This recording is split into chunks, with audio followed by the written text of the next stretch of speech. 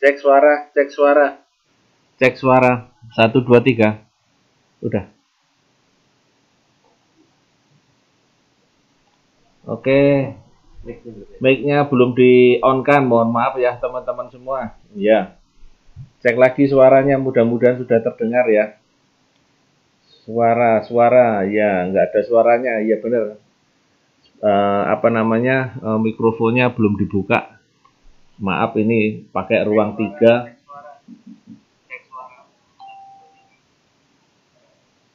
Ruang 3 biasanya di ruang 1 nih, saya di ruang 3 ya, nggak apa-apa. Mic-nya belum di on kan, mohon maaf ya teman-teman semua. Ya.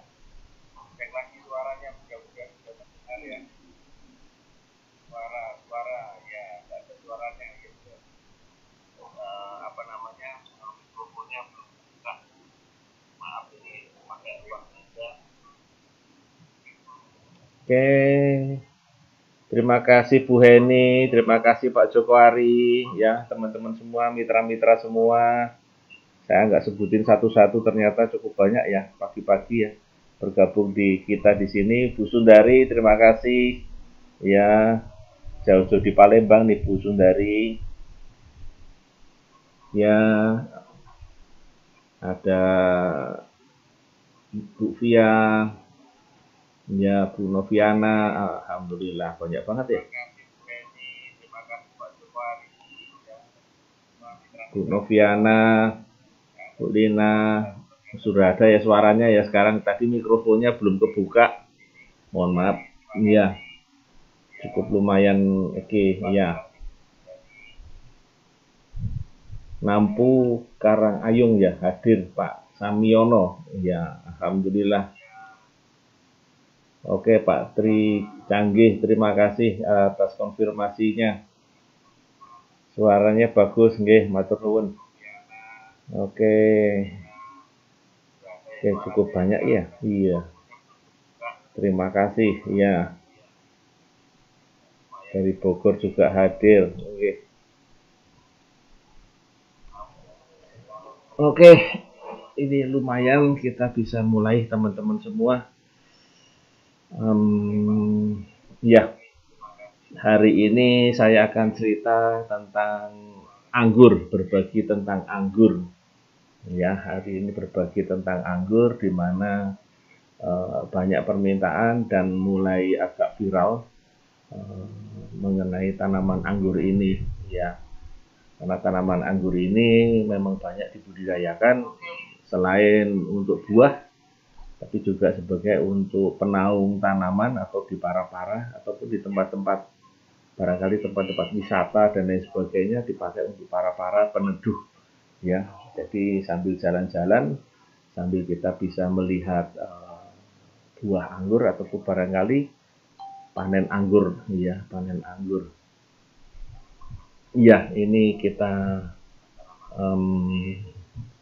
lanjutkan ya, kita lanjutkan. Banyak yang masih bergabung rupanya, oke, nggak apa-apa. Terima kasih Pak Chandra Kusuma ya, saya juga sering lihat videonya beliau, keren. Ya. Oke, teman-teman, oke saya pindah dulu di sini ke PowerPoint-nya ya. Baik, ya assalamualaikum warahmatullahi wabarakatuh. Salam sejahtera untuk kita semuanya. Selamat pagi mitra-mitra semuanya, teman-teman semua dan salam agro. Ya, hari ini kita akan berbagi tentang anggur. Ini mohon maaf tempat duduk saya masih saya ini paskan supaya nyaman ya. Baik. Iya. Assalamualaikum warahmatullahi wabarakatuh. Salam sejahtera. Teman-teman, mitra-mitra dan Facebook di Facebook Pertanian ya, di Facebook Pertanian NASA. Saya doakan semoga teman-teman semua panjang umurnya, semoga selalu sehat dan selalu menjaga kesehatan ya, dan selalu bermanfaat untuk menjadi orang yang bermanfaat untuk orang-orang di sekitar kita. Ya, suasana pandemi bukan menjadi hal yang membuat kita tidak belajar, tetapi kita bisa melakukan pembelajaran ini melalui online, ya, salah satunya seperti sekarang ini. Barangkali ada teman-teman yang belum kenal dengan saya. Ini adalah nama saya, Adi Nugroho, ya. Biasanya kami mengawal untuk bidang pertanian, perkebunan, dan juga hama penyakit. Dan latar belakang saya pernah bekerja di grup Astra, ya, kemudian di perkebunan BUMN di Aceh, dan sekarang di PT Natural Nusantara. Ya, itu adalah latar belakang saya. Ya, dan sekarang saya di Natural Nusantara ini. Ini adalah kantor kita, ya, kantor kesayangan kita ini di PT Natural Nusantara. Jalannya sekarang adalah Jalan Siliwangi nomor 72, Salah Abrihangko, Gamping, Sleman, ya. Nah, sekarang saya berada di lantai 2 di ruang 3, ya. Dan ada sedikit perubahan, barangkali kalau teman-teman nanti ke kantor ada perubahan di sayap sebelah kiri dari kantor, sudah ada tambahan untuk parkir kendaraan, sehingga nanti kalau setelah nanti pandemi barangkali untuk parkir kendaraan kita sudah ada tambahan lokasi. Nah, teman-teman, mitra-mitra, ini kita mulai dengan tanaman anggur, ya, tanaman anggur, di mana ini jenisnya cukup banyak, cukup beragam, dan cukup bermacam-macam teknis budidayanya, ya. Namun kali ini tentu saja akan saya sampaikan secara dasar, secara umum, dan kita tambahkan tentang teknis dengan teknologi NASA yang kita punya, ya, yang kita punya. Ini adalah salah satu impian saya, barangkali juga teman-teman juga. Kita punya rumah, kita punya anjang-anjang atau para-para seperti ini, kita bisa berkebun tapi tidak terlalu panas. Kenapa? Karena kita bercocok tanam, berbudidaya, ya kita di bawah ada sedikit naungan di situ, dan kita mendapatkan buahnya, yaitu buah anggur, ya, buah anggur, di mana kita bisa menanam di sekeliling rumah kita, atau mungkin di tempat-tempat wisata, atau mungkin tempat-tempat yang di mana itu menjadi tempat wisata, atau mungkin jalan menuju suatu tempat, sehingga kita akan melihat pemandangan yang begitu indah dengan berbagai tanaman, jenis tanaman anggur, ya. Warnanya juga cukup menarik karena ada warna hijaunya, ada warna merah tua, ya, katakanlah merah tua, ya, ataupun coklat kehitaman seperti itu, ya. Ini menyebabkan kita menjadi menarik. Dan salah satu hal yang menarik lagi adalah pasar potensial daripada anggur, serta harganya cenderung agak stabil, ya, sehingga nanti kalau dipasarkan masih tetap lumayan, ya. Nah, mitra-mitra, ini juga salah satu barangkali impian kita, atau impian saya lah, ya, kalau barangkali teman-teman ini, sehingga ini suatu perkebunan, di mana perkebunan ini sudah cukup umur, ya, saya katakan begitu, cukup bagus, cukup rapi, cukup bersih, namun produksinya juga cukup bagus. Jadi ini suatu perkebunan yang memang dikebunkan untuk diambil produksinya, terutama tanaman anggur, ya. Nah, mitra-mitra, ini juga salah satu barangkali impian kita, atau impian saya lah, ya, barangkali.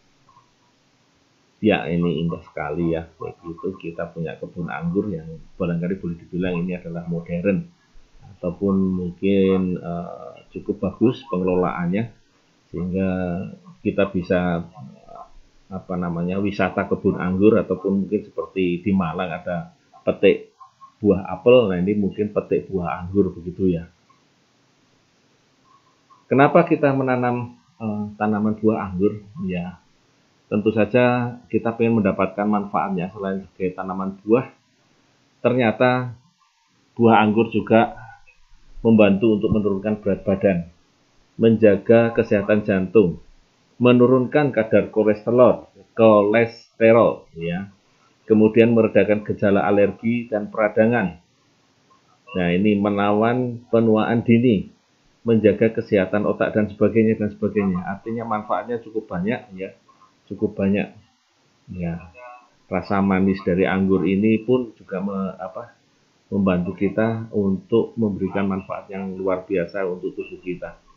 Ya, kadang bisa juga untuk mengendalikan gula darah, ya, dan mencegah kanker. Nah, beberapa syarat yang mesti dipenuhi untuk menanam tanaman anggur ini, ya secara umum, karena ini kan kita banyak jenis tanaman yang ada di Indonesia, baik itu tanaman anggur lokal maupun anggur impor. Namun secara umum, anggur ini dapat tumbuh di dataran yang rendah, ya umumnya di dataran yang rendah, artinya ketinggian yang diharapkan adalah dari 0 sampai 300 meter di atas permukaan air laut. Ya, lebih dari itu tentu saja tanaman anggur agak lama ya untuk mengeluarkan buahnya, sekaligus juga nanti buahnya juga nanti berbeda produksinya. Ya. Kemudian anggur ini memerlukan sinar matahari yang banyak. Ya, bisa terbuka sampai 100% atau mungkin kita bisa sekitar 80% ya. Namun dia juga memerlukan udara yang kering ya. Ini memerlukan udara yang kering. Sementara suhunya membutuhkan suhu kurang lebih sekitar 23 hingga 31 derajat Celcius. Kelembapannya ya ini 75 sampai 80%. Ya, curah hujan yang diharapkan ini optimum untuk menghasilkan produksi anggur adalah 800 mm per tahun. Ya, ini membantu kita karena tanaman anggur ini adalah tanaman di mana banyak membutuhkan air. Ya, ini di atas.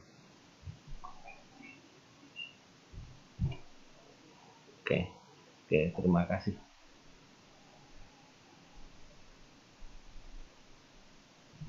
Ya, saya lanjut ya. Ini tadi ada bukan informasi, tetapi iklan yang lewat. Ya.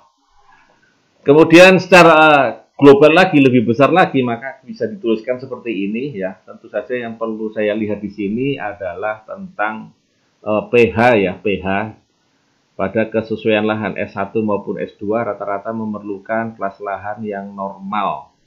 Kelas lahan yang normal artinya antara 5,5 sampai 7,3 ya. Kurang lebih seperti itu. Jadi kalau bisa kita upayakan ya setidaknya antara angka 6 sampai angka 7 lah untuk membantu supaya pupuk yang kita berikan akan diserap oleh tanaman dan di mana nanti akan diubah menjadi buah dan nanti buahnya akan menyesuaikan dengan pupuk yang kita berikan. Beberapa jenis anggur yang ada di Indonesia ini menurut Bali Jestro ya, ada beberapa, ada jenis Kediri atau nama lainnya barangkali Yellow Belgique ya, bentuknya lonjong ya kurang lebih. Kemudian masih memiliki biji 2 sampai 3 biji per buahnya. Ya, kemudian hasil panennya dari Kediri ini bisa mencapai 15 sampai 25 kilo per tanaman ataupun per pohon per tahun. Ya, satu tanaman ini ya.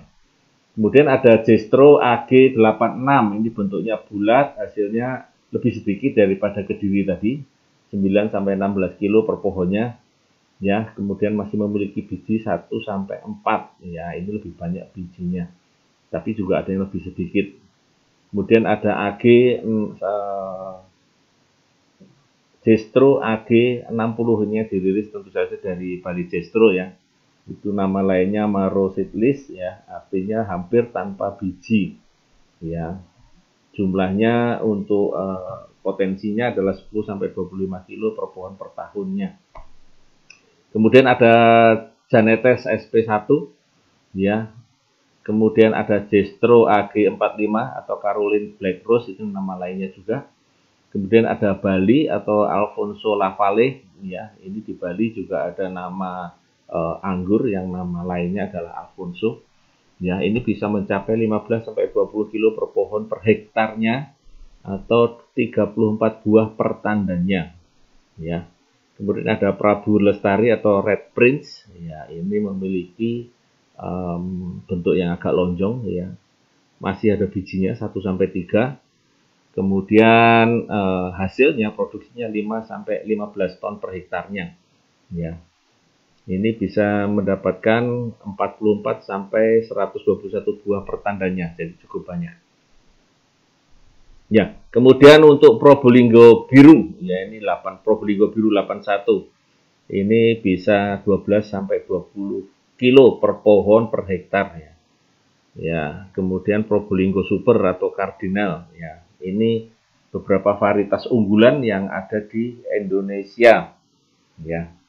Kemudian untuk varietas yang terdaftar di kementerian ini tadi Kediri Kuning ataupun Probolinggo Super, Bali ataupun Alfonso tadi ya, Probolinggo Biru 81, Jestro AG5, Jestro AG45, Jestro AG86 ataupun Jestro AG60 ya. Ini yang terdaftar. Ya ada beberapa tempat kalau kita lihat di berbagai tempat atau di YouTube atau di media sosial barangkali ada jenis-jenis yang berbeda ataupun mungkin nama lain ya seperti misalnya kalau kita bilang Jestro AG5 itu kurang lebih Isabella misalnya begitu, itu adalah nama lain ya. Jestro AG45 Caroline Black Rose atau mungkin Jestro AG86 Muscato ya, Jestro AG60 Maro yang seedless ini yang hampir tanpa biji tadi. Kemudian yang Bali ini adalah Alfonso Lavalle ya. Ini adalah biasanya orang mencoba anggur Alfonso atau mungkin orang juga mengenalnya anggur Bali atau anggur Alfonso Lavalle ya. Kemudian Probolinggo Super saya sebut juga Kardinal. Kemudian Prabu Lestari ini kadang-kadang disebut juga adalah Red Prince ya. Jadi banyak nama lain yang mungkin dikenal oleh lingkungan penggemar perangguran ya, perangguran bukan pengangguran tapi perangguran dengan nama-nama yang lain. Ada juga nanti ada Jupiter dan lain sebagainya, itu adalah bisa nama lain, bisa juga jenis yang lain yang mungkin belum terdaftar ataupun yang banyak digunakan oleh teman-teman petani anggur di Indonesia. Ada yang diambil sebagai batang bawahnya atau mungkin diambil untuk batang atasnya ya. Nah, berdasarkan BPS ini produksi anggur kita, saya dapatkan tahun 2016 adalah 9.505 ton ya. Pada tahun 2017 ini peningkatannya luar biasa 11.735 ton ya, naik. Dan tahun 2020 ini juga ada kenaikan, namun angkanya belum saya dapatkan untuk yang fix ya atau yang benar-benar resmi. Kemudian luas lahan dan potensi anggur di Indonesia ini saya dapatkan angka di tahun 2012 ya. Ini ada di beberapa daerah. Ini terutama di daerah Buleleng, yaitu di daerah Bali, itu juga ternyata ada sentra anggur, yaitu karena memang mungkin ada beberapa tanaman anggur ini digunakan juga untuk dibuat minuman ya, Nah, beberapa waktu yang lalu ada salah satu mitra kita yang masuk di sana untuk mencoba teknologi kita ini untuk masuk di sana, dan kebetulan saya bantu untuk diskusnya di sana ya, karena di sana ada buahnya nanti akan diambil untuk dijadikan minuman. Kemudian di angka tahun 2019 di seluruh Indonesia ternyata untuk anggur ini ya, kalau dari total banyak ada di daerah yang pertama ini dilihat kita di sini adalah 14 ton itu dari Jogja, kemudian dari Bali 13.000 ton ya, 14 ton dengan 13.000 ton ya, tadi di daerah Buleleng di daerah Bali, dan sekarang ada beberapa tempat di daerah Bali yang bercocok tanam ataupun berbudidaya anggur ya. Jadi cukup banyak di daerah Jogja, maupun di daerah Bali yang mungkin barangkali hubungannya adalah banyak orang yang suka makan buah anggur. Secara global di Indonesia ini kita ada produksi ya kurang lebih sekitar 13.000 ton hanya khusus untuk anggur itu tahun 2019. Nah, kita kembali di sini adalah tahun 2019. Jadi permintaan maupun penggemarnya pun untuk tanaman anggur ini cukup banyak. Nah, teman-teman semua, kita mulai dengan persiapan lahan terlebih dahulu ya, karena kita lihat ini adalah tanaman yang di kebun ya. Nanti di dalam pot ataupun polybag kurang lebih persiapannya hampir sama ya. Hampir sama, utamanya di medianya. Ya. Yang pertama adalah untuk di persiapan lahan. Kalau kita menggunakan lahan, ini kita upayakan lahannya adalah lahan yang benar-benar gembur, benar-benar subur, supaya tanaman anggur kita ini untuk 3 tahun ke depan, ya kurang lebih 3 tahun depan, itu bisa menyerap pupuk yang nanti akan kita berikan. Ya. Yang pertama dari yang kita lakukan adalah bersihkan lahan itu tersebut, ya, dari gulma, kemudian dari tanaman-tanaman yang tidak dibutuhkan oleh tanaman anggur yang kita budidayakan, kita bersihkan, kita cangkul, kita bajak, kita bolak-balik sampai gembur. Nah, kita lakukan tambahan pemberian dolomit dari awal, ya ini sesuai dengan pH tanah. Kalaupun kita punya alat pH meter, bisa kita sesuaikan ya berapa nanti dolomit yang kita taburkan sesuai dengan pH angka di pH meter yang kita colokkan di tanah. Ya, ini akan membantu kita memberikan jumlah dolomit yang dibutuhkan untuk mendapatkan angka pH sesuai dengan tanaman anggur yang tanaman anggur yang memerlukan pH yang tadi saya sebutkan, membutuhkan pH netral ya. Ini bisa kita berikan di lubangnya saja ya, atau kita taburkan secara merata ya. Kalaupun kita belum punya alat pH meter ya, kita belum punya alat pH meter atau mungkin jauh dari mana-mana ya, mungkin setidaknya kita tabur antara 300 kilo hingga 500 kilo per hektarnya, kita ratakan ya, baru kemudian kita buat lubang tanam ya, baru kita biarkan kurang lebih sekitar 1 bulan untuk lebih lubang tadi sudah bisa beraerasi ataupun mendapatkan oksigen dari luar. Kemudian yang perlu kita perhatikan di sini pada lahan ya, terutama pada lahan, ini adalah saluran irigasi air yang masuk dan saluran irigasi untuk pembuangan. Tentu saja karena tanaman anggur ini ya tanaman air ya sebetulnya ya, tetapi dia tidak terlalu suka dengan air yang tergenang. Ya, tidak terlalu suka dengan air yang tergenang, dan aerasi di akar pun dia juga membutuhkan yang cukup, sehingga perlulah dibuatkan saluran air pemasukan dan saluran air pembuangan untuk mencegah terjadinya genangan air pada saat hujan ya, pada saat hujan. Nah, lubang tanam yang kita bikin ini setidaknya minimalnya adalah 60 kali 60 ya, ataupun bisa juga kita gunakan 70 kali 70. Ini kalau kita menggunakan lubang tanam seperti itu, kita buka dulu, kemudian kita tebar dolomit, kita biarkan terlebih dahulu. Nah, baru nanti setelah kurang lebih 3 minggu hingga 4 minggu atau mungkin 1 bulan, baru kita bisa masukkan bibit yang akan kita tanam. Untuk jarak tanamnya, kita bisa menggunakan jarak tanam 3 kali 3, atau mungkin bisa kita gunakan jarak tanam kita adalah 5 kali 4 ya. Ya, tergantung dari jenisnya, karena kadang-kadang berbeda jenisnya, memang jaraknya kita memerlukan yang agak lebih panjang.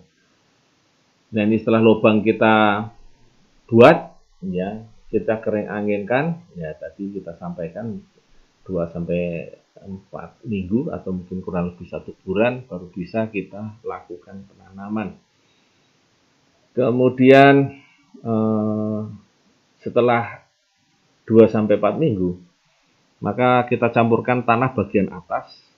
Kita bisa berikan pupuk kandang ataupun kompos ataupun pasir ya dengan komposisi 1-1-2 ya, 1 pupuk tanah bagian atas, 1 pupuk kandang ataupun kompos ya, 2 itu pun pasir.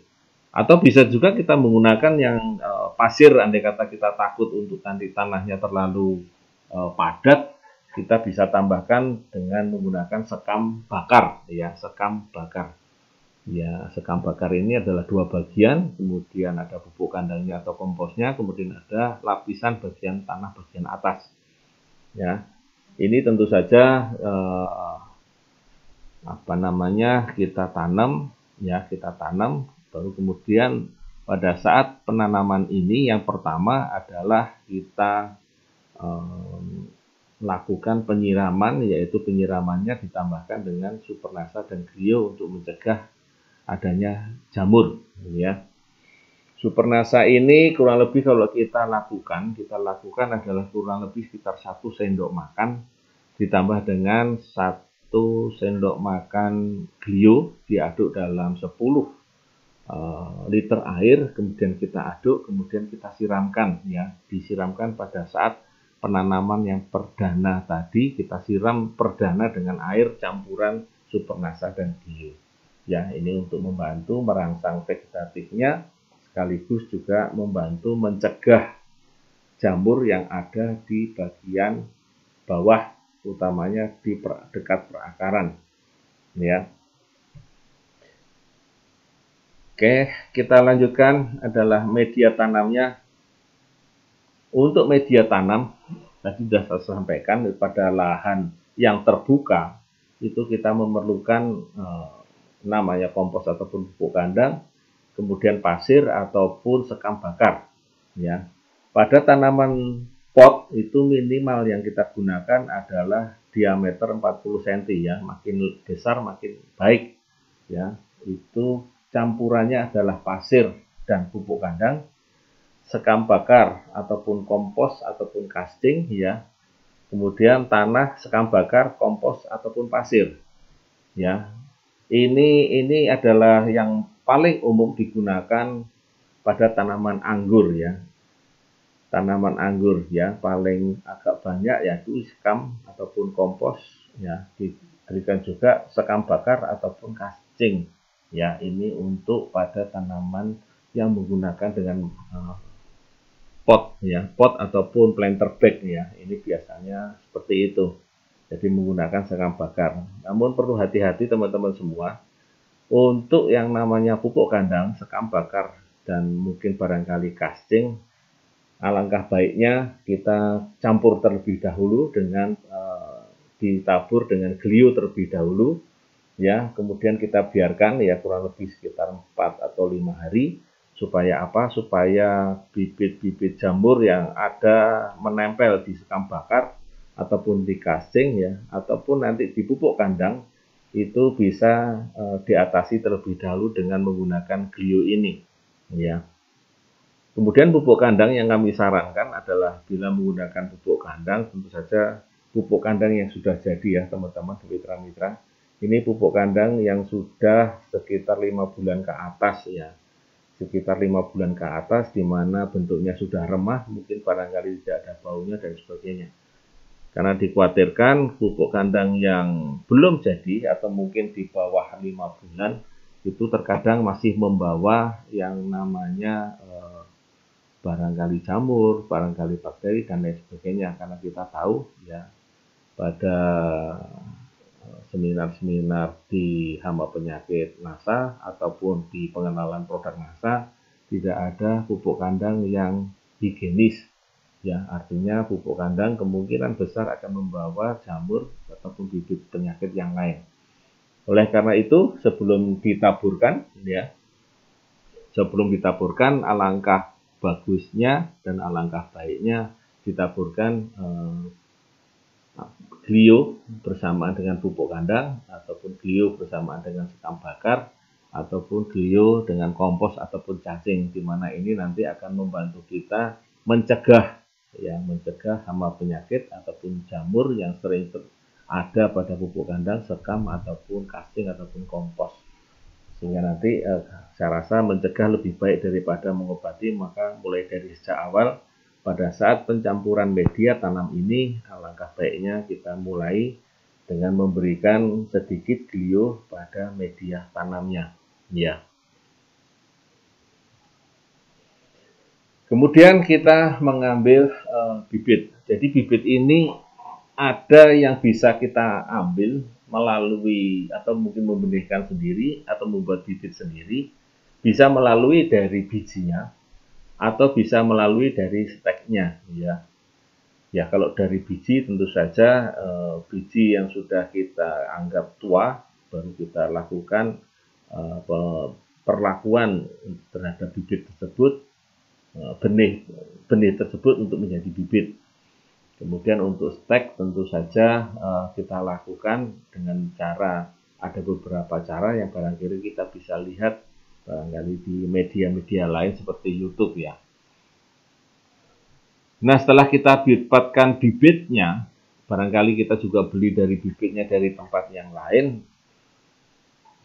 Harapan kita adalah umur bibit ini kurang lebih sekitar 1,5 sampai 2 bulan, ya, teman-teman semua. Ya, kemudian kalau kita bisa lihat akarnya ataupun kita bisa sobek dari polybagnya, setidaknya perakarannya sudah mulai tumbuh, yaitu sekitar 5 sampai 10 cm. Kemudian tanamannya adalah tumbuh sehat, ya, tumbuh sehat artinya tanaman-tanaman itu bisa kita lihat kalau tanamannya hijau, kemudian barangkali sudah ada daunnya juga bagus, ya, perkembangannya bagus. Dan yang terpenting sudah ada tunas duanya, ya, sudah bertunas, ada 2 tunas yang minimal ada di bibit yang kita tanam. Untuk jarak tanam tadi sudah saya sampaikan, untuk lahan ya setidaknya 3x3 ini cukup bagus, ya. Cukup bagus untuk ukuran 3x3, walaupun gambar yang tadi saya sampaikan di depan itu barangkali jaraknya hanya sekitar kurang dari 2 meter, ya.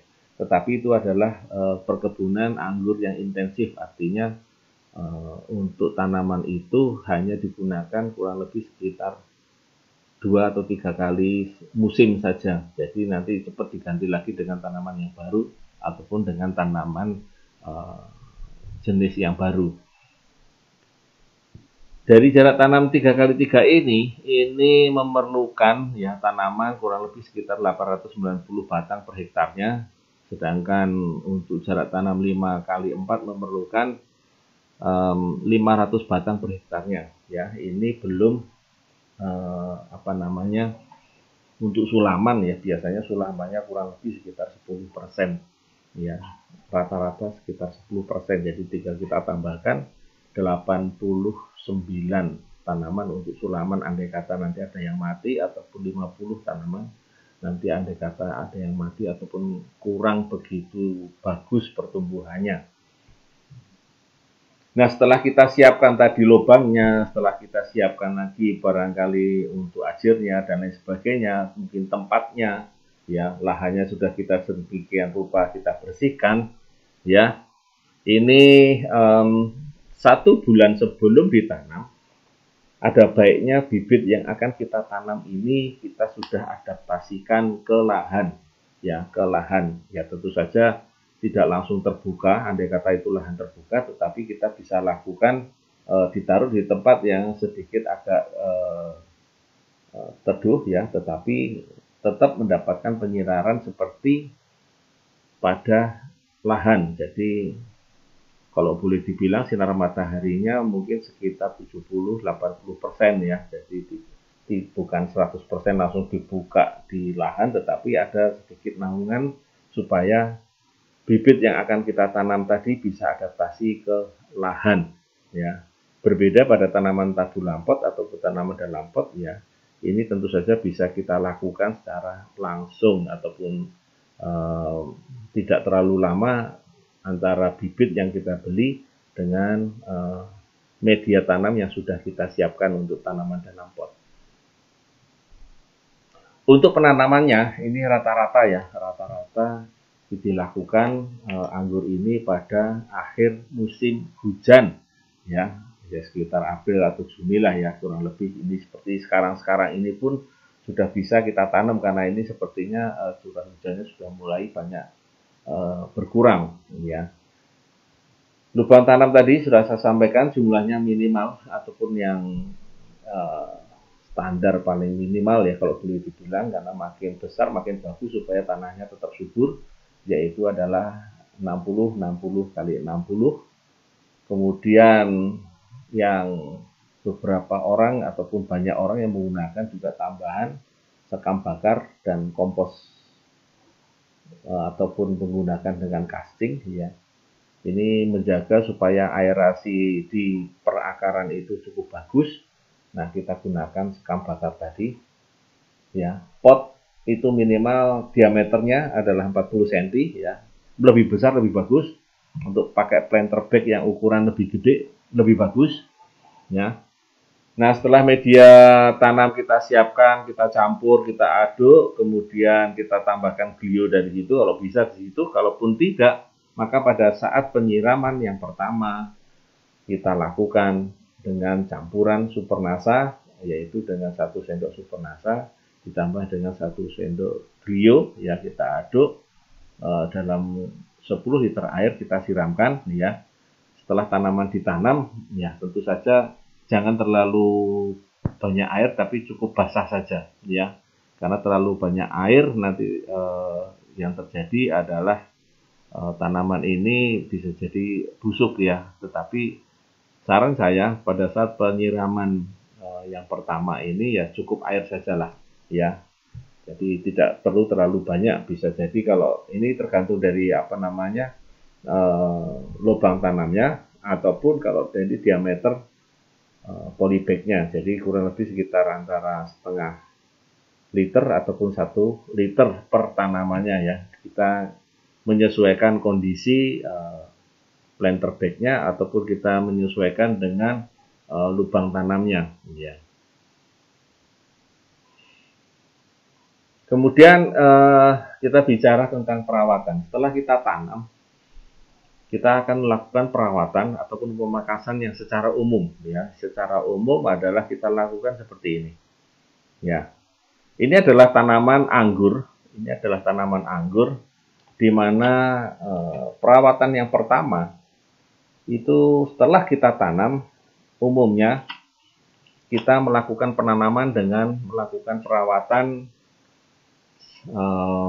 pada bagian atas ini adalah kita biarkan sampai sekitar 6 bulan terlebih dahulu dengan harapan kita mendapatkan cabang primer atau cabang yang pertama ini kuat ya. Cabang di bagian bawah ini kuat yang pertama karena kita kepingin rata-rata bagian bawah cabang ataupun cabang primer ini diameternya antara 1 sampai 1,5 cm ya kurang lebih. Kemudian sudah coklat warnanya ya. Kita tidak mengharapkan warna yang hijau karena nanti tanaman bisa menjadi kurang baik nanti pada cabang sekunder maupun tersier sampai ke buah. Bisa tidak bersamaan atau mungkin bisa menjadi tanamannya buahnya menjadi kurang bagus ataupun kurang banyak ya. Kita harapkan cabang yang dari pertama ini sangat perlu dan vital, minimal antara 1 sampai 1,5 dan sudah berwarna coklat. Nah, setelah 1 cm atau 1,5 ini kurang lebih sekitar 6 bulan, biasanya akan kita potong ya. Kita potong antara 1 sampai 2 meter. Ya, jadi kita biarkan dulu sampai sekitar 6 bulan, baru kemudian kita lakukan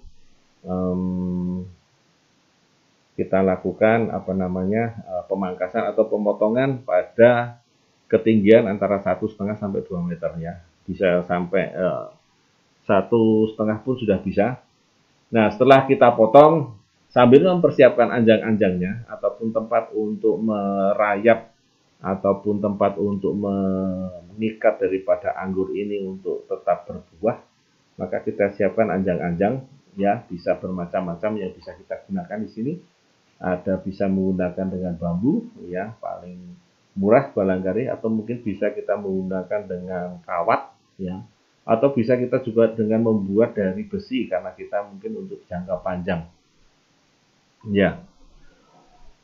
Nah, setelah 6 bulan, ya, tinggi tanaman kurang lebih sekitar 1,5 sampai 2 meter begitu, maka begitu kita potong, ya, begitu kita potong, tentu saja ini sebelum kita potong ataupun kita cabang kita potong, ada perlakuan yang bagian akar, ya, saya ulang-ulang ini nanti karena supaya ini menjadi perhatian, yaitu pada bagian akar 1 minggu maksimal atau mungkin sekitar 5 hari ataupun 4 hari itu proses pemberian pupuk ataupun airnya sudah cukup.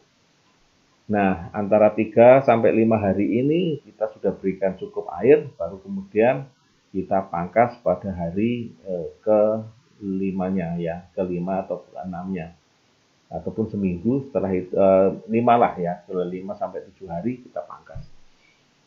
Nah, setelah kita pangkas, kita keluar airnya begitu, maka biasanya nanti akan tumbuh cabang yang kedua ataupun cabang sekunder. Ya. Biasanya ini rata-rata yang dibiarkan untuk menjadi cabang sekunder ini rata-rata 2 sampai 4 cabang saja. Jadi tidak semua cabang dipelihara, tetapi cukup 2 sampai 4 saja, ya, minimalnya 2. Ya, ini kita buat cabang yang sekunder atau yang kedua. Ini memerlukan waktu ya kurang lebih sekitar 3 minggu, ya, kurang lebih sekitar 3 mingguan, ya. Kemudian cabang sekunder ini dalam perjalanannya tentu saja supaya nanti mudah, ya, mudah untuk menjadikan cabang yang tersier tadi berbentuk, maka dinaikkan ataupun dibentuk menjadi T atau huruf T atau dinaikkan dan diikatkan seperti T. Ya. Ini minimal ukurannya adalah kurang lebih biar kuat minimal sudah berwarna coklat dan ukurannya sekitar 1 pensil, ya, kurang lebih itu sudah bisa kita kita biarkan sampai kemudian nanti kita pangkas, ya. Kalau yang dipangkas itu berarti yang namanya double gordon, kayak kadang-kadang orang menyebutnya adalah double gordon kalau kita melakukan pruning ataupun pemangkasan. Sementara kalau tidak dipangkas itu sering dikatakan orang single gordon, ya. Kemudian setelah muncul cabang yang sekunder, ya, maka langkah berikutnya, pemangkasan berikutnya adalah di cabang tersier, ya. Cabang tersier inilah yang nanti akan menjadi cabang penghasil anggur, ya. Jadi tidak ada cabang yang keempat atau kuarter, jadi hanya cabang tersier. Disinilah yang akan menjadi tempat anggur itu mengeluarkan buahnya, ya. Jadi setelah cabang pertama, cabang kedua, kemudian cabang yang tersier, ini kita biarkan dulu sampai kurang lebih sekitar 3 minggu, ya, kurang lebih sampai sekitar 3 minggu, dan kita biarkan sampai cabang di mana cabang nanti akan kurang lebih minimal 15 helai daun lah, ya. Itu baru kita lakukan potes, ya, istilahnya dipotes ataupun dipotong, ya, dengan tangan pun bisa karena ini kan masih cukup lunak, ya. Nah, supaya nanti biar sama ukurannya cabang-cabang untuk penghasil buah ini, ada yang kadang-kadang terlalu panjang, ada yang kadang-kadang terlalu pendek ataupun tidak sama, ya. Yang terlalu panjang ataupun yang terlalu cepat, begitu kita sudah bisa mendapatkan ukuran yang terlalu cepat tadi, katakanlah 10 daun sudah cepat, sementara yang lain 3 daun, ya, maka kita potes terlebih dahulu, ya. Kita potes supaya apa? Supaya untuk yang cabang berdaun 3 tadi bisa mengejar ke daun yang ketiga tadi, bisa mengejar daun yang ke-10, ya. Nah, ini harapannya seperti itu, ya, supaya nanti tanamannya bisa bersama-sama, anggurnya itu bisa bersama-sama untuk bersama-sama keluar ataupun panennya, ya. Kemudian setelah kita pelihara 15 tahun, maka potes di daun yang ke-15, ataupun putuskan ataupun potong di daun yang ke-15, ya biasanya ini batangnya juga sudah mulai agak ukurannya sekitar pensil ya, kurang lebih sekitar pensil, dan sudah mendekati agak coklat supaya kuat untuk menahan buah anggur yang nanti akan dihasilkan. Setelah 3 minggu berwarna coklat, ukurannya sebesar pensil, maka dipotes di di daun ke-15. Nah, mulailah kita memperhatikan tunas-tunas yang mulai dari paling ujung ya, 1, 2, 3, 4 di situ keluarnya adalah tunas bud, tunas yang nanti akan menghasilkan buah. Nah, sebelum itu, begitu kita memotes daun yang ke-15, perlu diperhatikan ya. Ini adalah sulur-sulur ini perlu dibersihkan ya, perlu dibersihkan supaya pupuk yang kita caburkan, pupuk yang kita siramkan itu langsung ke arah buah ya, langsung ke arah buah ataupun ke arah tunas budnya supaya menjadi lebih baik ya, menjadi lebih baik di situ. Jadi tidak, kemudian selain sulur ada tunas-tunas air ya, tunas air ini artinya tunas yang nanti suatu saat nanti akan menjadi cabang, padahal cabang yang kita harapkan hanya cabang yang tersier saja, yang cabang keempat tidak kita harapkan. Jadi kita pangkas yaitu sulur maupun tunas airnya ya. Setelah sampai nanti kita bersihkan, maka kita potong ya, ada 4 tunas ataupun 4 ruas dari belakang ya, kita potong, maka tinggallah tunas-tunas yang sudah ada biasanya budnya. Nah, bud itu apa? Ini adalah seperti ini teman-teman. Nah, ini ada bud, mungkin agak terlihat ya. Artinya tunas yang nanti akan menjadi calon bunga ataupun calon buah. Ya, jadi batasannya di situ adalah 1, 2, 3, 4. Dan di mana tunas ini nanti akan menghasilkan bunga ataupun buah. Nah, setelah kita potong, biasanya kurang lebih sekitar 3 minggu nanti itu sudah mulai terisi ya, mulai terisi tunas-tunas bud ini. Bagian yang paling sering akan menjadi calon buah ini atau bud yang menjadi calon buah ini adalah pada tunas bud yang pertama dan kedua. Ini rata-rata muncul di bagian depan ya, paling depan ya. Kalau kita menghitung dari awal berarti yang paling ujung ya, paling ujung itu 1 dan 2 ini yang biasanya akan menghasilkan buah yang paling bagus ya. Kalau nanti ada keluar tunas bud yang ketiga dan 4 perlu kita pelihara tidak Pak? Perlu ya, nggak apa-apa ya.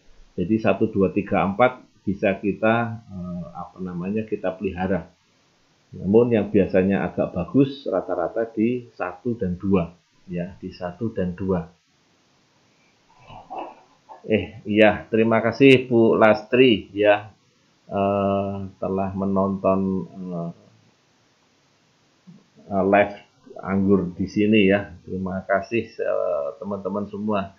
Ini sepertinya juga banyak dari berbagai daerah yang hadir. Ya, saya lanjutkan. Setelah tunas bud ini menjadi buah, nanti akan menghasilkan bunga dan sekaligus nanti akan seterusnya akan menghasilkan buah ya. Kemudian nanti akan panen. Nah, setelah dipanen semua ya, maka yang kita lakukan akan memotong tunas tadi ya, memotong cabang tadi itu kita potong, tinggalkan sekitar 3 sampai 4 tunas lagi. Kemudian kita pelihara 15 daun lagi.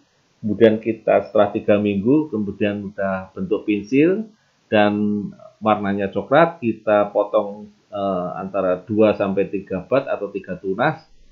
Kemudian kita lihat budnya. Kemudian kita potong 1, 2, 3, 4 ya, 4 tunas atau 4 bud di situ. Kemudian untuk panen bunga, buah, panen dan seterusnya. Ya, ini perputarannya adalah seperti itu. Ya, jadi perawatan bunga ataupun pemangkasannya adalah seperti itu, biasanya dilakukan untuk mendapatkan hasil yang bagus. Ini 1 tahun bisa kita lakukan panenan itu kalau secara teori adalah 3 kali. Tetapi untuk mendapatkan hasil yang bagus dan perawatan yang bagus kadang-kadang cukup 2 kali. Kemudian ini tanaman ini untuk menghasilkan buah yang rutin ya dan menghasilkan kualitas yang tetap bagus, rata-rata setelah 3 tahun kita lakukan perbaikan tanaman mulai dari nol lagi, mulai dari menanam dari awal lagi ya. Bahkan untuk mendapatkan kualitas yang maupun jumlah tanaman ataupun jumlah dompolan yang lebih banyak, itu biasanya kita gunakan usia tanaman satu musim tanaman anggur ini rata-rata 3 tahun kita tanam lagi dengan tanaman yang baru lagi.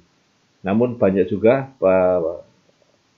mitra-mitra kita yang hobi pada tanaman anggur ini, ada yang sampai beberapa tahun sampai mendapatkan buah sampai barangkali lebih dari 3 tahun ya. Artinya batangnya sudah cukup besar bagian bawahnya. Tapi diimbangi dengan penyiraman, pemangkasan setelah pemupukan yang rutin dan baik. Kemudian kita lanjutkan teman-teman semua ya, tadi pemangkasan. Pemangkasan ini ada 2 tujuan, tentu saja pemangkasan bentuk dan pemangkasan untuk arah yang buah. Pada saat kita pemangkasan untuk bentuk, setelah pemangkasan yang pertama, tentu saja kita pemangkasan yang kedua yang dibikin T. Nah ini dipotong setidaknya ini warnanya sudah coklat ya, menyisakan 3 batang ataupun 4 batang tunas. Kalaupun warnanya nanti masih hijau, dikhawatirkan yang pertama adalah buahnya nanti buahnya nanti panennya tidak seragam. Yang kedua, jumlah ataupun satu dompolan itu beratnya juga tidak seragam ataupun mungkin tidak sesuai dengan harapan karena pertumbuhan daripada batangnya itu masih belum cukup bagus, sehingga kalau sudah coklat biasanya itu sudah cukup untuk mengirimkan ya hara ataupun pupuk yang kita berikan itu langsung ke tanaman melalui proses fotosintesanya, kemudian dia masuk ke tanaman buahnya, sehingga nanti buah yang kita harapkan bisa menjadi lebih baik dibandingkan dengan batang yang masih berwarna kehijauan nanti di proses buahnya yang kurang begitu bagus. Kemudian pada batang yang sudah dipangkas ya, ini biasanya muncul tunas 4 tunas baru, dan ada yang diambil hanya 3 saja, artinya ada kita membuang 1 tunas yang perkembangannya kurang baik ataupun buruk, sehingga kita hanya memelihara 3 tunas. Ini untuk pemangkasan bentuk ya. Kalau untuk ini pemangkasan bentuk ini biasanya pada cabang sekunder ya. Ini kemudian kita mengarahkan tunas, ada 2 tunas ke kiri dan ke kanan, 1 tunas lagi dibiarkan lurus ya. Jadi ada 3 yang nanti akan menjadi tempat cabang ketiga, di mana cabang ketiga nanti untuk calon buahnya. Kemudian untuk sudah mencapai panjang 1 meter, nah ini baru kita potong dengan menyisakan 3 tunas ya. Ini cabang pertama biasanya juga di situ kurang lebih sekitar 6 bulan ya untuk mendapatkan panjang serta kulit yang berwarna coklat. Nah ini untuk tunas bentuk. Sementara tunas buah tadi sudah saya sampaikan untuk pembuatan cabang pertama ataupun primer, sekunder maupun tersier. Ini biasanya dilakukan pada bulan-bulan April, ya, Agustus, September. Ini kita lakukan pemangkasan untuk buah. Baik teman-teman semua, hal yang lain yang perlu kita perhatikan adalah pengairan dan penyiraman. Ya, tentu saja kita sudah tahu ya teman-teman semua, yang namanya anggur ini adalah banyak menyimpan air dan tanaman yang banyak menyimpan air, khususnya pada buahnya ya. Dimana yang perlu kita perhatikan adalah tanaman anggur ini tidak tahan pada air yang tergenang. Ya, tidak tahan. Ya, artinya tidak tahan, cepat dia terjadi pembusukan ataupun nanti tanamannya juga kurang begitu bagus. Ya, kemudian anggur membutuhkan pengairan yang harus dilakukan mulai dari tanam sampai pemangkasan. Ya, artinya seperti halnya manusia juga, ya, manusia ini juga tidak akan lepas daripada air karena setiap hari kebutuhan airnya perlu dicukupi supaya tidak terjadi kekurangan air.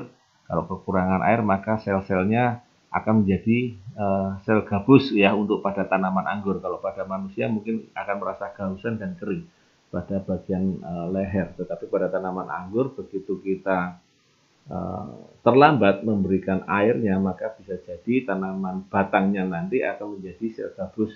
Ya, sel gabus kalau terlalu banyak maka tanamannya akan menjadi bisa patah ataupun mungkin tanamannya pertumbuhannya kurang begitu baik atau terhambat. Ya. Kemudian sebelum dipangkas ya, jadi setelah kita lakukan penanaman, tentu saja tadi sudah saya sampaikan adanya pemangkasan bentuk dan pemangkasan buah. Sebelum kita melakukan pemangkasan, ya selalu saya ingatkan tadi di awal adalah tentang air dan pupuk. Jadi harus ada air dan pupuk yang cukup. Nah, sebelum dipangkas baru kita hentikan, ya kita hentikan. Ya 3 atau sampai 4 minggu sebenarnya air harus dihentikan. Jadi baru kita pangkas. Tapi sebelum 2-3 minggu atau mungkin barangkali saya sampaikan sekitar 5 hari itu air sudah mesti dihentikan ya untuk membantu pemangkasan tadi ya, airnya cukup tetapi juga tetap mengalir pada bagian batangnya. Kemudian setelah pemangkasan ya, setelah kita lakukan pemangkasan 2-3 hari itu disiram. Setelah dipangkas 2 hari 3 hari kita siram ya sampai air ujung rantingnya mengeluarkan air. Ini dilakukan sampai buahnya hampir masak atau tua. Jadi pemberian air ini itu kita menyesuaikan kondisi ya, supaya buah tidak pecah dan busuk ya, supaya tanaman juga membutuhkan air yang cukup. Jadi selalu kita lihat pada bagian tanah kita, andai kata memerlukan air pada saat kondisi tanaman cukup kering, maka bisa kita berikan sehari 2 kali. Tetapi kalau kondisinya basah, situasional saja ya, bisa seminggu 2 kali atau 3 kali ya. Jadi tergantung situasional, yang penting basah dan tidak tergenang ya. Tidak tergenang itu kata utamanya adalah tidak tergenang, karena udah tergenang maka kemungkinan tanaman anggur nanti akan menjadi busuk. Ya, kemudian pemupukan, ya ada beberapa teman-teman yang kita memakai ataupun menggunakan hanya dengan menggunakan pupuk makronya hanya urea saja, atau juga ada yang menggunakan dengan pupuk yang lain ya, pupuk yang lain mungkin ZA atau selang-seling dengan ZA. Tapi saya berikan beberapa alternatif ya pemupukan di awal 1 tahun pertama ini untuk membentuk yaitu cabang vegetatifnya sebelum nanti dipotong untuk cabang bawah ataupun cabang primer. Ya, ini kita berikan 10 gram urea dengan interval 10 hari sekali. Ya, bisa kita tambahkan Supernasa dengan 25 gram ya, dicampur dengan Glio ya tadi ya, itu akan menjadi untuk tanaman yang bagus. Kemudian kita siramkan ya. Ini bisa 15 hari sekali. Nah, pemupukan yang pertama ini biasanya kita lakukan setelah seminggu, ya paling aman ya 10 hari, ya paling aman 10 hari, ya kita bisa siramkan pemupukannya bisa bersamaan ya antara Supernasa dengan urea, kita campurkan, kita siramkan, tetapi jangan dicampurkan dengan Glio karena nanti Glio disendirikan saja. Kemudian untuk semprotnya kita bisa menggunakan dengan Biosenasa dan Hormonik dalam 1 tangki dengan ukurannya, dosisnya adalah 3 tutup nasanya dan 1 tutup hormoniknya dalam 10 sampai 15 tangki atau 10-15 liter air per tangkinya. Ini bisa kita semprotkan 10 hari sekali ya. Usia 4 bulan sampai 6 bulan kurang lebih sama, cuman dosisnya ditambah sedikit ya, cuman waktunya agak sedikit bertambah. Kemudian sampai menggunakan 6 bulan kita menggunakan dengan ureanya ditambah, dosisnya pun juga ditambah pada supernasanya maupun penyemprotan POC-nasa maupun hormonnya. Ada juga yang menggunakan dengan pupuk kandang seperti ini ya. Beberapa teknik yang menggunakan pemupukan seperti ini. Kita menggunakan pupuk kandang di usia 0-3 bulan, ada NPK di sini, ada urea di situ ya. Untuk dua jenis pupuk makro ini kita lakukan dengan selang-seling 10 hari sekali. Jadi sekali lagi pemupukan yang pertama itu dilakukan setelah seminggu atau sekitar 10 hari. Nah, baru kita lakukan pemberian pupuknya, pupuk makronya. Kemudian supernasanya itu kita bisa berikan ya di 15 gram ya, 15 gram bisa ditambah dengan glio untuk mencegah jamurnya. Kita siramkan ya, pada saat yang pertama kali bersamaan dengan pupuk yang tadi juga bisa. Kalaupun kita menggunakan pupuk kandang bisa kita kurangi hingga mungkin kurang lebih sepertiganya saja lah ya kalau misalnya kita pakai. Jadi kita nggak perlu memakai 50 kilo ini. Artinya 50 kilo ini tidak diberikan dalam waktu satu kali, tetapi selama 3 bulan kita bisa bagi 3. Kalau kita menggunakan supernasa, pupuk kandang ini bisa kita kurangi hanya mungkin sekitar 10-15 kilo saja. Ya, ini cukup menghemat ya, cukup menghemat kalau kita jauh dari mana-mana dan jauh untuk mendapatkan pupuk kandang, kita bisa menggunakan dengan supernasa 15 gram ya per tanaman. Ini kita bisa berikan 15 gram ataupun bisa 15 gram kita campur dengan air 10 liter, kita tambahkan dengan glio, baru kemudian kita siramkan. Ini agak sedikit menghemat ya, mungkin sama seperti tadi sekitar 15 hari sekali. Ini kita lakukan sesuai dengan tabel umur dari 0-3 bulan, 3-6 bulan, 6-9 bulan, dan 9-12 bulan. Jadi untuk yang NPK dan urea ini selang-seling ya, ya. Dan ini untuk yang pertama adalah 10 hari sekali selang-seling antara NPK dan urea. Kemudian pada bulan 3-6 ini NPK dan ureanya selang-seling 15 hari sekali.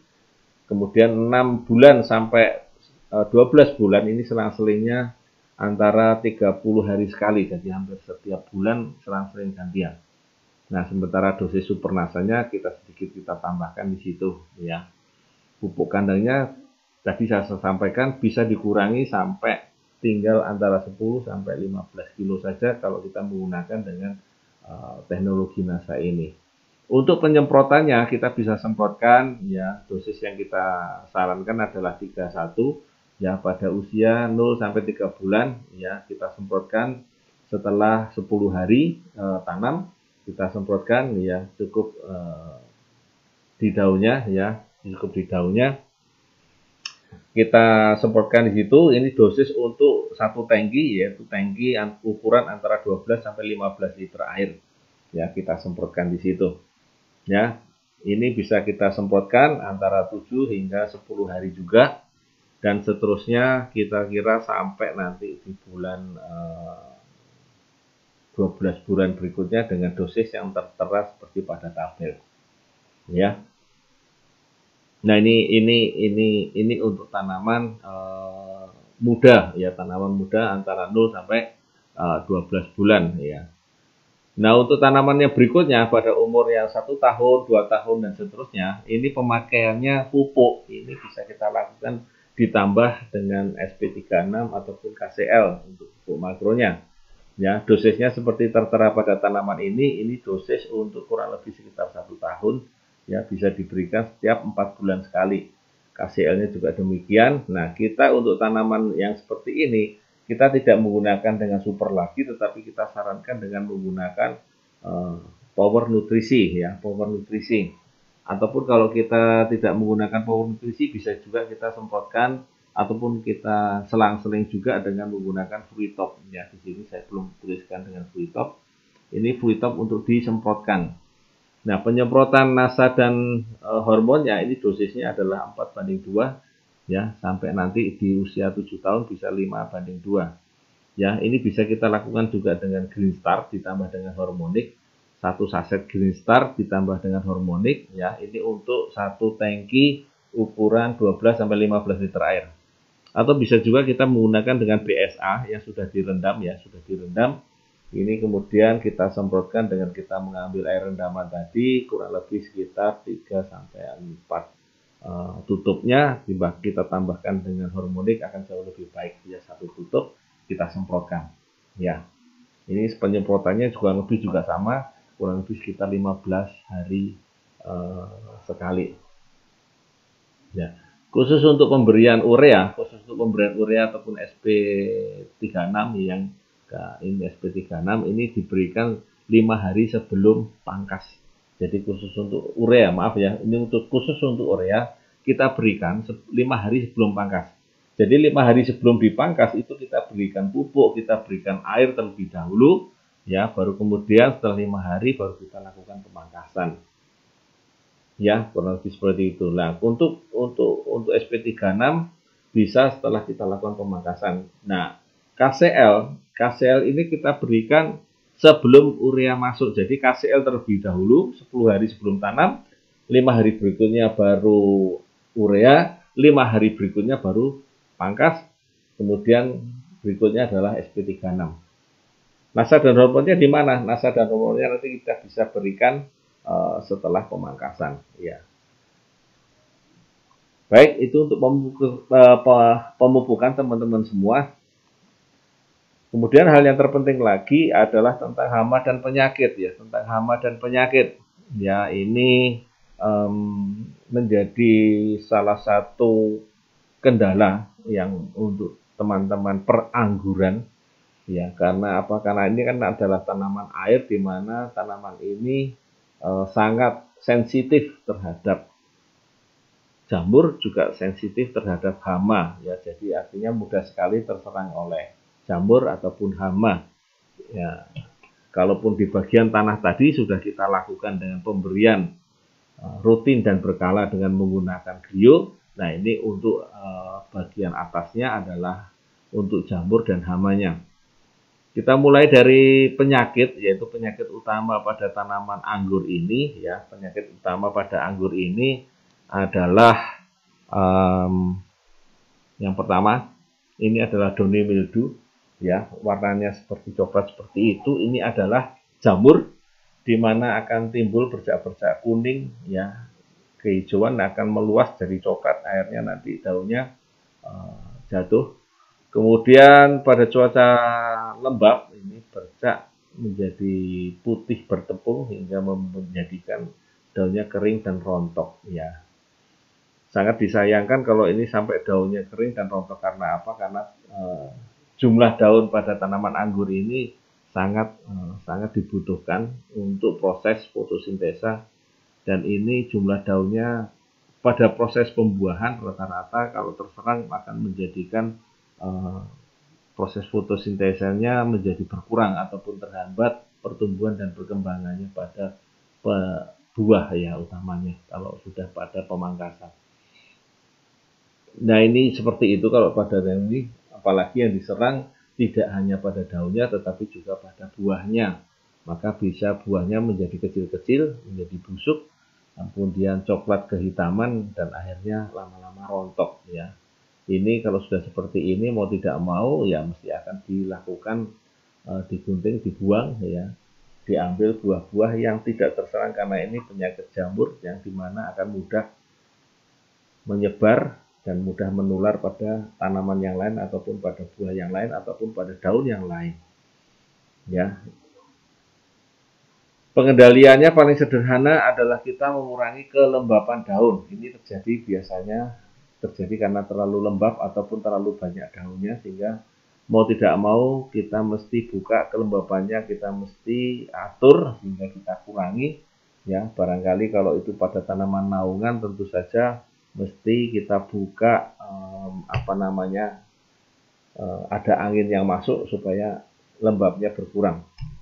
Kemudian pemangkasan ranting ataupun buah tadi yang terkena dengan penyakit, karena ini adalah menjadi sumber infeksi daripada jamur tadi. Kemudian yang sudah terserang, itu ranting, cabang maupun daunnya kita bakar ya, kita masukkan ke dalam tanah ya. Jangan nanti kita bakar tapi kita juga buang di situ saja. Bisa jadi nanti malah menjadi tempat ataupun sumber yang baru. Ya, pasang plastik di atas para-para pada saat musim penghujan. Rata-rata tanaman anggur ini untuk sinar matahari dia suka dengan yang terbuka, tetapi untuk hujan alangkah baiknya kita tutup dengan plastik ataupun yang lainnya supaya tidak terkena air hujan secara langsung ya. Karena ini juga akan membantu curah hujan ini, air hujan ini membantu untuk melebarkan jamur yang sudah menyerang pada tanaman anggur. Nah, kemudian kita bisa menanam jenis tahan penyakit yang ini, karena ini ada penyakit utama pada tanaman anggur. Kita bisa menanam tanaman varietas Isabella delaware ataupun tegal hitam yang spesies Vitis labrusca. Ini dia tahan terhadap downy mildew ya. Nah, untuk penyemprotan glio yang sudah disaring, ini sebaiknya kita mulai dari sejak awal tanam. Ya, dari sejak awal tanam, untuk tanaman-tanaman yang kurang tahan terhadap downy mildew, maka dari sejak awal pemangkasan, itu kita sudah mulai penyemprotan. Ya, sudah mulai penyemprotan. Gunakan dosis yang sederhana saja, yaitu 1 sendok glio, 1 sendok makan glio dalam 10 liter air. Kita aduk ya, kemudian kita saring, kemudian kita masukkan ke dalam tangki, kita cukupkan airnya, baru kemudian kita semprotkan. Nah, ini untuk powdery mildew ya, agak berbeda dengan downy mildew, ini adalah ada embun tepung, artinya ada tepungnya. Namanya powdery adalah tepung ya. Jadi tepung ini ya jamur yang akan menyerang pada tanaman anggur yang biasanya terjadi saat ya peralihan musim kemarau ke musim penghujan ya, dan ini biasanya menyerang pada daunnya tapi juga menyerang pada buahnya ya. Warna kemudian ini bisa kita lihat pada gambar ya. Ya, ini sambil saya lihat ini teman-teman dari Kebumen, Bu Yuli Erawati. Terima kasih Bu Yuli, Kebumen ya. Madura hadir ya, terima kasih. Oke. Ya, lain waktu kebuka jalan-jalan ke Kebumen lagi, Bu Yuli. Ya. Kita lanjutkan. Ya, ini adalah powdery mildew. Biasanya ada embun berwarna putih yang meluas ya. Ini biasanya pada daun dan juga pada tanaman buahnya anggur, sehingga menyebabkan daun ataupun anggurnya nanti tertutupi, dan pada daun nanti akan menyebabkan daunnya gugur. Kemudian awal serangan buah ini biasanya berwarna putih dan serangannya menjadi coklat, berkutir, berkerut, buahnya jadi cacat ya. Seperti itu. Jadi nanti akan berkerut ya, sehingga mungkin buahnya cacat. Nah, ini kalau sudah seperti itu pada saat kita melakukan perawatan tadi, melakukan juga kalau pada buah mesti dibuang dari sejak awal ya. Oke, kemudian kita memangkas tentu saja yang sudah terserang tadi, embun putih ini dibakar ya, tentu saja dipangkas daunnya, diambil buahnya yang terserang, yang mengkerut tadi, kemudian dibakar. Dan ini kita musnahkan dengan cara dibakar dan dimasukkan ke dalam tanah. Ya, jadi dipangkas daunnya yang kering-kering tadi, kemudian kita bakar, kita masukkan ke dalam tanah. Nah, untuk pencegahannya dan pengobatannya kalau sudah terserang gini, kita semprot dengan glio sudah disaring. Caranya seperti tadi ya, 1 sendok glio dilarutkan dalam 10 liter air terlebih dahulu. Kemudian setelah kita aduk rata, kemudian kita masukkan dengan disaring. Kemudian kita cukupkan airnya sampai 1 tangki 12 hingga 15 liter, kita semprotkan. Dan khusus untuk musim hujan, ini mohon kiranya sering dilakukan ataupun diulang rapat waktu penyemprotannya, jadi agak rapat penyemprotannya ya, sering diulang. Yang tidak menggunakan anggurnya yang tidak menggunakan dengan plastik ataupun dengan naungan yang lainnya, tentu saja nanti akan kena air hujan, dan bisa jadi glio ini ke hujan di sore hari, maka paginya upayakan siram dengan air biasa, kemudian semprot dengan glio lagi ya. Ini diupayakan apalagi pada saat musim hujan sering diulang. Ini adalah Downy mildew, ini adalah powdery mildew. Ini dua hal penyakit jamur yang hampir sama tapi sedikit berbeda.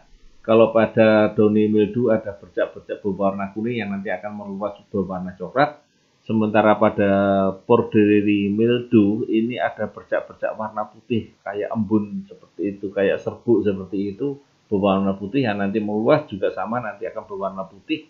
Kemudian nanti akan menjadi coklat. Dua-duanya ini adalah penyakit utama pada tanaman anggur. Maka kami sarankan untuk pencegahannya dari sejak awal semprotkanlah glio ya. Mungkin tidak terlalu sering, tetapi akan lebih baik kita mulai dengan dosis yang rendah terlebih dahulu supaya apa? Supaya jamur glionya sudah berkembang di seputaran tanaman terlebih dahulu, belum ada jamur-jamur yang lain ataupun nanti mencegah jamur yang lain ya, untuk membantu mencegah jamur yang lain, karena mencegah lebih baik daripada mengobati. Sekali lagi, karena kita kalau sudah terserang seperti ini biasanya sebarannya cukup cepat dan biasanya juga agak kesulitan untuk mengendalikan. Yang ketiga adalah karat daun atau Perospora vitis, di mana karat ini berwarna mirip seperti jamur tadi, cuman warnanya titik-titik ya, berwarna kuning dan nanti akhirnya kecoklatan ya. Biasanya namanya karat, ini menyerang pada daun-daun yang tua dan ini menular.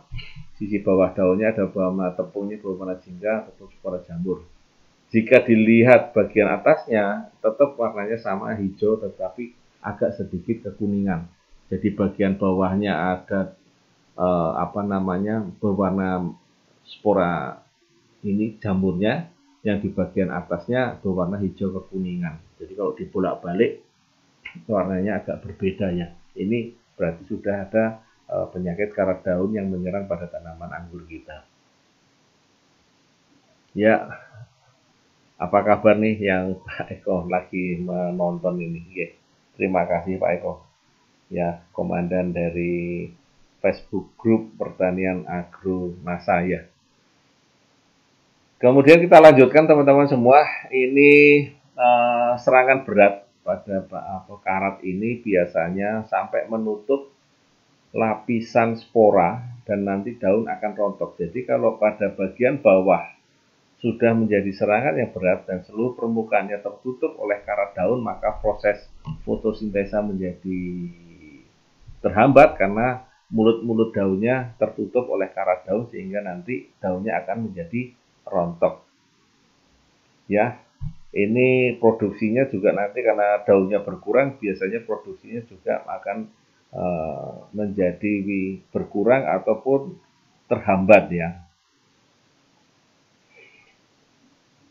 Hampir sama untuk pengendalian jamur ini ataupun karat ini, yaitu dengan mengambil ataupun memangkas daun ya yang terserang. Kemudian tanaman-tanaman ini biasanya juga berdekatan dengan tanaman-tanaman yang menjadi inang ya, artinya ada tanaman-tanaman di dekatnya yang terserang juga karat daun ya. Ini tentu saja perlu mendapat perhatian. Jadi selain pada tanaman anggur yang kita tanam, maka tanaman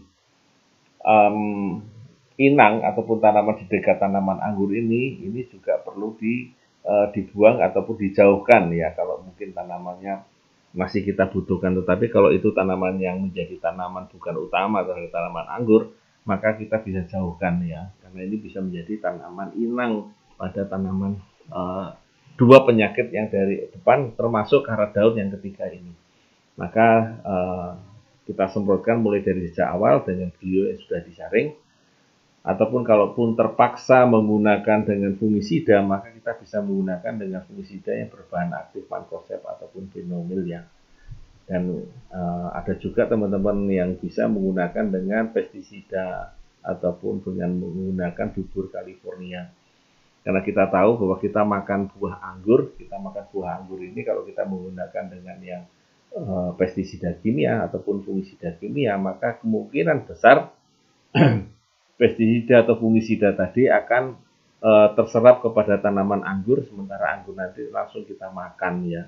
Jadi akan masuk ke dalam tubuh kita ya, kurang begitu baik ya kalau kita terlalu sering dengan menggunakan pestisida ataupun fungisida yang kimia. Jadi akan lebih baik kita gunakan yang alami ya. Mungkin kita gunakan dengan Glio dari sejak awal, itu akan sangat membantu ketiga penyakit yang utama yang ada pada tanaman anggur.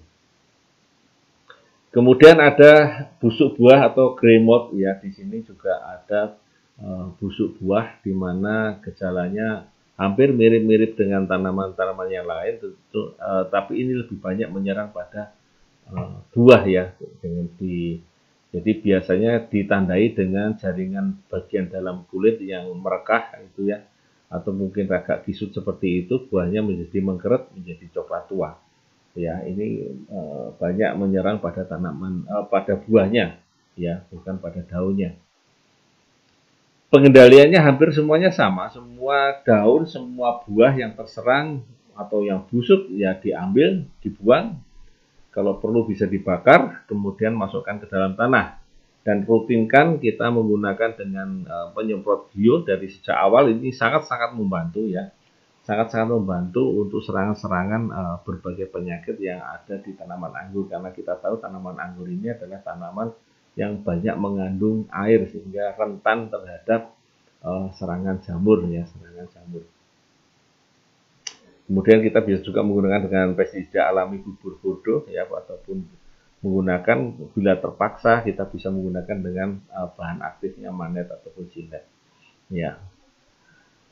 Kemudian yang terakhir ya, saya ambilkan 5 yang sering terjadi. Ini adalah pada bagian tangkai daunnya ya. Kita ada anthracnose yang bisa juga menyebabkan kudis, karena penyebab kudis ini ada beberapa sebab. Yang pertama adalah anthracnose, Elsinoe, kemudian Sphancelloma ya. Ini tiga-tiganya bisa menyebabkan kudis. Yang pertama adalah karena kudis ini menyerang pada bagian batang, tapi juga bisa menyebabkan pada bagian daun serta pada bagian buah.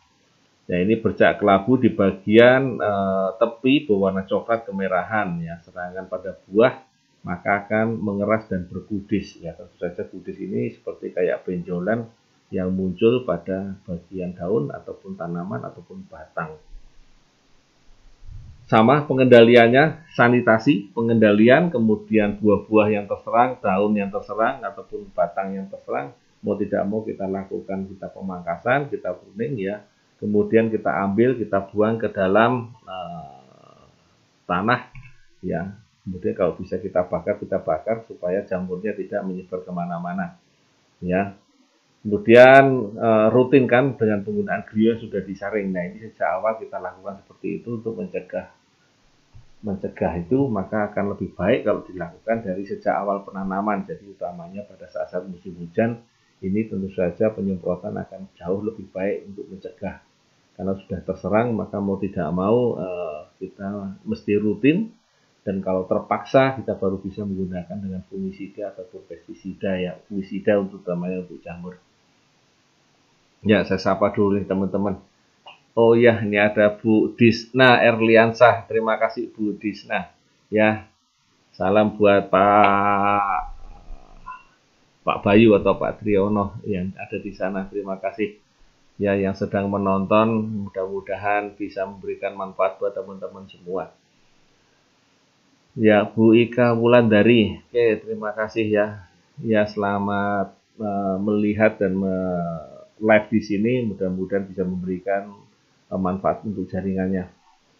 Kembali kepada yang terakhir tadi tentang penyakit, yaitu sanitasi, tetap pemangkasan ya. Dan untuk mencegah saya sarankan 5 penyakit yang utama pada tanaman anggur ini akan lebih baik kalau kita menggunakan secara rutin ya Glio. karena ini adalah penyakit yang barangkali tidak bisa kita hindari karena tanaman ini adalah rentan ataupun sensitif terhadap jamur.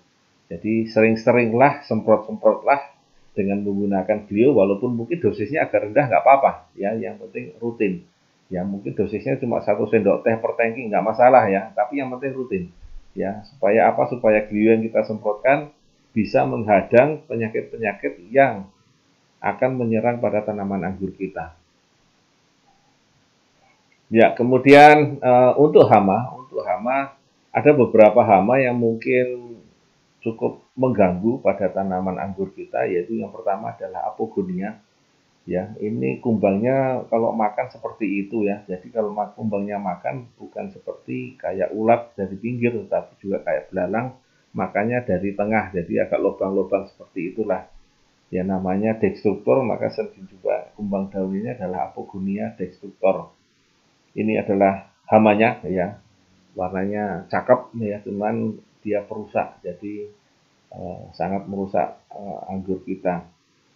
Kemudian ini yang kecil-kecil tapi juga berbahaya, yaitu tungau atau mite ya, ini warnanya putih, biasanya di bawah daun kita lihat seperti itu, warnanya putih-putih. Jadi waspadalah utamanya pada bagian bawah daun. Kalau di bagian atas daun mungkin tidak terlihat karena dia lebih suka di bagian bawah daun. Ya. Kemudian tungau merah ini juga cukup berbahaya, warna tungaunya juga merah, hampir mirip seperti gejala pada penyakit downy mildew tadi, ya. Ada coklat kekuningan, tetapi jangan lupa kalau kita buka di bawahnya ada titik-titik sedikit berwarna merah, kalaupun bisa kita peka di situ. Kalau kita menyerang pada bagian buahnya, nah itu kita juga menyebabkan buah kita menjadi mengerucut menjadi kisut-kisut seperti itu ya, hampir sama ya gejalanya. Cuman kalau dari penyakit biasanya ada titik-titik warna putih ataupun warna yang lain. Ini adalah Phylloxera ya, hampir sama juga. Ini semuanya nempel pada bagian bawah daun. Sehingga bagian bawah daun ini rutinlah kita melihat gejala-gejalanya, ataupun mungkin kita lihat apakah sudah ada jamur ataupun mungkin hama yang menyerang pada tanaman anggur kita, maka kita lihat bagian bawah daun ya, kita lihat bagian bawah daun.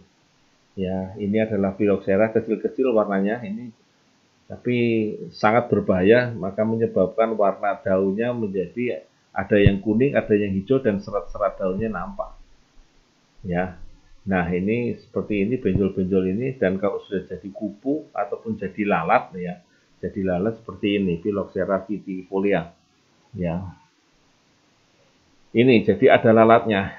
Maka saran kami ya, dua-duanya ini mulailah disemprotkan dari sejak awal dan rutin ya, dosis kecil sekalipun tidak masalah ya, untuk mencegah ya. Untuk mencegah dosis kecil tidak masalah. Ya, maka dosis kecil tidak masalah untuk kita lakukan penyemprotan dari sejak awal, karena mencegah lebih baik daripada mengobati. Kemudian panen ya. Setelah kita melakukan perawatan, pemupukan, dan lain sebagainya, ya, maka kita masuk pada langkah yang terakhir, dan langkah yang paling menyenangkan adalah kita panen dari hasil yang sudah kita tanam, yaitu panen. Umur panen ini biasanya tergantung dari jenis yang kita tanam, jenis anggur yang kita tanam, kemudian iklim, di mana iklim tempat tanaman anggur itu kita tanam, serta ketinggian tempat. Di atas 300 meter di atas laut, maka biasanya panennya agak mundur ya, Untuk daerah-daerah yang rendah, ini umurnya kurang lebih sekitar 90 sampai 100 hari setelah pangkas. Ya, jadi setelah pangkas. Ya, kemudian untuk daerah dataran tinggi ya agak sedikit lebih lama, yaitu 105 sampai 110 hari. Ya, jadi kalau dalam satu daerah ini satu tanaman anggur itu bisa kita panen bisa mencapai 3 kali panen ya kalau dalam 1 tahun ya, tapi biasanya rata-rata seringnya adalah 2 kali ya, seringnya adalah 2 kali. Dan ada juga yang dibikin anggur ini berbuah di luar musim ya, membuahkan di sepanjang kali menanam. Ini ada beberapa trik ya, termasuk untuk penggunaan pupuknya, yaitu kita dengan menggunakan pupuk nutrisi itu adalah anggur ini bisa dipetik tanpa musim, kalau boleh dibilang begitu ya, tanpa musim. Artinya ada yang nanti panen, besok lagi bulan depan ada yang panen, besok lagi ada yang panen, artinya bisa disetel ya, nanti bisa disetel. Nanti kita bisa kita lihat para perangguran teman-teman kita di anggur, di grup-grup anggur di Indonesia. Nanti Bapak Ibu bisa lihat di situ bahwa anggur bisa dipanen ya, dipanen beberapa kali dalam dalam satu lahan, bisa dipanen beberapa kali ya. Kemudian kita lanjutkan di sini ya, untuk tanaman anggur setelah ini panen. Jadi panen anggur bukan ada anggur yang dipanen pada saat bulan-bulan tertentu banyak atau bulan-bulan tertentu yang lainnya ada sedikit, tetapi kita bisa setel, kita bisa atur supaya buahnya bisa selalu ada buah yang dipanen.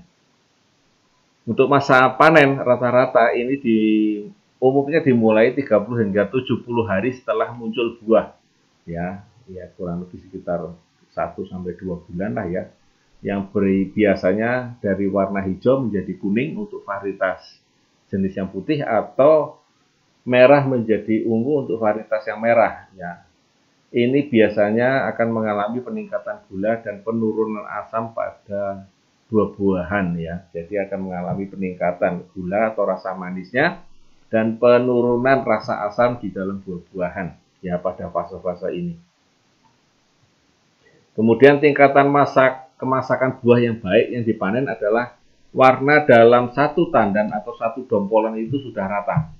Butir buahnya ini kalau kita lepas sudah mudah ya, dan buahnya kenyal serta lunak. Secara umum, secara global di belahan bumi utara ya, sebagian besar varietas matang dari Agustus sampai November. Sedangkan di belahan bumi selatan dari Maret hingga Agustus ya. Ini secara umum ya. Oke, saya lanjutkan. Kemudian biasanya benih itu akan mengeluarkan 3 hingga 7 tunas per minggunya. Nah, panen pertama anggur ini biasanya mulai dari 2 tahun ya. Tadi sudah sampaikan waktu pemangkasan biasanya nanti akan dipanen setelah 2 tahun, dan kemudian tahap-tahapannya seperti yang tadi sudah saya sampaikan ya. Ini adalah kesaksian daripada penggunaan Green Star yang sudah dipakai oleh teman-teman kita pada sebagian tanaman anggurnya. Jadi ini masih menggunakan Green Star saja ya. Kemudian yang menggunakan Green Star lagi pada tanaman yang anggur jenis yang hijau ya. Jadi ini ditanam yang baru menggunakan Green Star saja ya. Apa sih kelebihannya setelah kita menggunakan dengan teknologi NASA ini? Yang pertama adalah buahnya atau dompolannya menjadi lebih lebat ya, lebih lebat. Artinya satu dompolan akan terjadi buah agak lebih banyak. Kemudian rasa manis daripada anggurnya ini akan lebih manis. Jadi kadang-kadang meningkat beberapa skala Brix begitu kalau kita pakai alat kadar kemanisan. Kemudian ini adalah aman ya, aman karena kita menggunakan Glio dan kita menggunakan BVR. Ini adalah pengendali hayati ataupun pestisida organik, sehingga aman untuk tubuh kita, ataupun kalau kita makan kita aman. Tentu saja karena dompolannya tadi banyak, buahnya banyak, kemudian panennya tentu saja kalau kita total tentu saja akan meningkat ya. Itu teman-teman semua ya. Mudah-mudahan informasi ini bisa memberikan manfaat untuk teman-teman semua, bisa berbagi untuk teman-teman semua. Mudah-mudahan dunia perangguran akan menjadi lebih baik lagi, menjadi lebih banyak lagi buah anggur yang akan kita panen ya untuk kita makan, dan tentu saja aman ya, aman karena kita menggunakan dengan pengendali hayati yang organik dan pestisida yang organik. Oke, itu saja teman-teman semua ya. Mudah-mudahan memberikan manfaat untuk teman-teman semua ya. Tetap menjaga kesehatan dan tetap semangat pagi. Sampai jumpa teman-teman semua di lain waktu, di lain kesempatan, dan berbeda tema. Bye-bye.